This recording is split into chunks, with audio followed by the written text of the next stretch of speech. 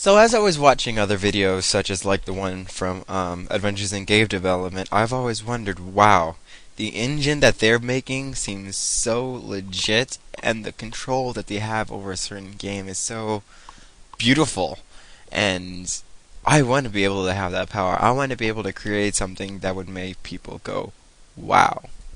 So I guess I'll just start off with a little introduction of myself. Um, my name is K Hearts, as known in the internet world. I'm from UCLA. The funny part about me is that I have no computer science background whatsoever. I'm actually a biochemistry major here with a theater minor. So as you can see, I'm not that apt to know everything that goes on within the language of C, C++, and any other language out there. But I did self-teach myself with a couple of books. These books include Bronson's Program Development and Game Design using C++, and I'm also looking through another book called A Game Engine Architecture. It's somewhere within my room, and I can't find who actually authored it, but if you just Google the name, I'm pretty sure it'll pop up. It's one of the more popular game engine books out there.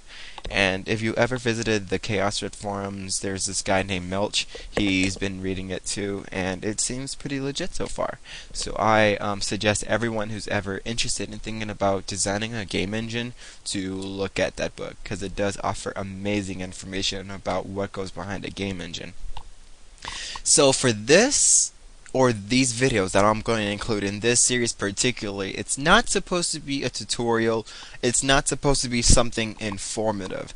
I'm going to use these videos as merely as a journal, basically, is the best way I can put it. It's going to be a diary of my progress, tracking my progress as I continue with this engine. So let's begin, I guess. I should have actually started this video when I started from scratch, but it really didn't come to me until I got this far. So I guess I'll just go ahead and start off with the actual executable and see where we are so far. So right now it's just compiling. And as you can see, there's two Marios. The left one is actually supposed to be an actual playable character, and the one in the top right is actually supposed to be an NPC. And as you can see, I can walk around the screen pretty nicely, and I have some binding from the image to the screen, both up and left, and I also have some collision right here. And I'll go through a little bit about that later. It actually took me a long while to actually implement that. And as we go down, as you can see, the NPC went through the collision, because the collision actually checks for the playable characters, not the NPC. But I'll go through that later. And as you can see, I haven't yet binded the bottom of the screen. That's why you can see it shaking a little bit. And as we go to the right, it should do the same thing. Alright. So the walking on this is pretty nice, and I've gotten this tile actually from Qt Tile Editor, I believe, and the amazing background that you see already came with the program. So I'm just testing this stuff out, and it's beautiful so far.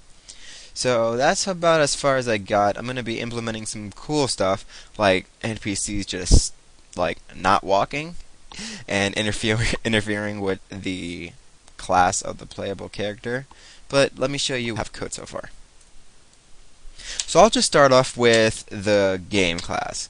Game class, as you may know, handles my game. I have an enumeration for all of my game states right here. There's going to be a splash, level 1, level 2, level 3. If I ever wanted to have any more game states, I would just include them right here into the game state, and this will go in my main game run function. So as you can see here, the public function of game run. And I also have get input, timer update, and I also have this commented out sprite pong pad. Oh, that's not supposed to be there. And I also have this draw engine, which is draw area. And I'll explain probably more of that in a little bit later. I also have a background class, which I believe, yes, okay. So for each level, it's going to have its own background, and that's going to be its own class. Background has its own X velocity, Y velocity, as it's moving. Set the X, set the Y, get the input. I'm still actually trying to redo this entire engine because some of these functions like this, I'm not sure if I'm going to be leaving in there, but that'll be later. and you can just see more of it. The draw engine function basically deals with everything I'm drawing on the screen. If I didn't mention this before, the only library I'm using so far is SDL. There's no OpenGL at this point. I'm only sticking to strictly 2D rendering that comes from SDL. So as you can see, Draw Engine takes care of applied surface, and I have two overloaded functions. One of them is just a regular applying surface, but there's also apply surface for those who I'm going to be using the sprite sheets for. So this SDL rect pointer is actually going to be using different sections of a sprite sheet. And here I also have a void erase sprite in case I ever need to erase a certain background or a sprite. These are also just some descriptions of my background, like screen width, screen height. I'm not sure why these are in there. In the first implementation of this engine, I guess I left it in there for some reason. SDL surface, I have an array of 3. Actually, I know why this is in here. So I was actually playing around a little bit with the scrolling background when I was thinking about doing Mario. I wasn't sure if I was going to be doing a scrolling Mario or if I was going to be doing like a 2D RPG with just a Mario sprite in it. And with the scrolling background, I had an array of sprites that I would consider to be my scrolling background. But I think I'm going to omit that for now. We'll go to X, go to Y, cursor visibility. This is just in case I need to get rid of something, but I think I'm going to be omitting those for now. Before we actually get into the enemy class or NPC class, I think we'll just start off with character because I think it's more simple. So one of the character classes is going to be parent. It's going to be a parent class, such as things. The other classes, such as like the playable character class, which I have over here, player class, is going to be derived from character. NPC will be derived from character. Enemy will be derived from NPC, which is derived from character. So all the character stuff is going to be defined here, and as I've already mentioned before, everything you see in here is in here. I have an overloaded function over here. It's constructor. It's going to have an x, y width, height, index, x clips, y clips, and a string file name. It's going to have associated x, y width, and height, and a bool telling whether or not it's moving. There's also a facing direction for each object of a character. Simple? So if we go to NPC, as you can see, it derives from character. NPC has its own overloaded function, and it has a move AI.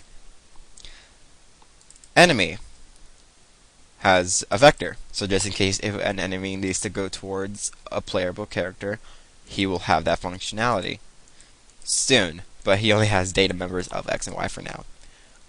Enemy derives from NPC, as I said, and each enemy will have its own HP. It also has its own vector. Enemy and enemy constructor and enemy destructor. And these are just stuff I put in here just to add in later. Playable characters derived from character.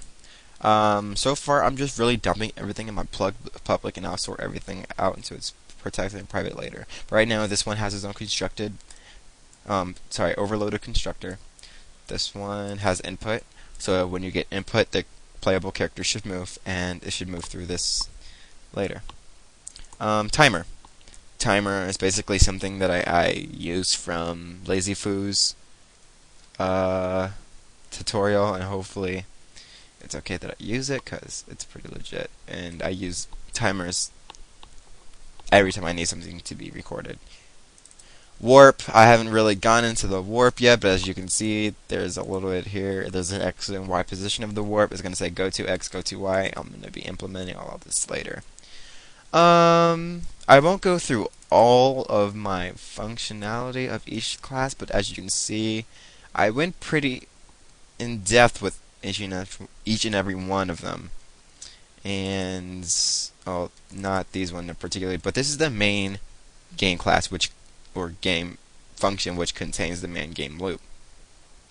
So as you can see here, I'm initializing everything through here. There's probably a more efficient way of doing that, and I'm setting our brick walls, which are hard objects, and hard objects are something that can be collidable with the player. And here I'm just displaying everything that needs to be displayed. Um, Frames per second, timer is going to be started here, and level is going to take our input. If SDL quits, delete player 1 or delete player, delete level, return 0. Let's see here, and just other stuff. As I continue the diary, I guess I'll go more in depth. But this is a pretty long video. I want to keep this as short as possible.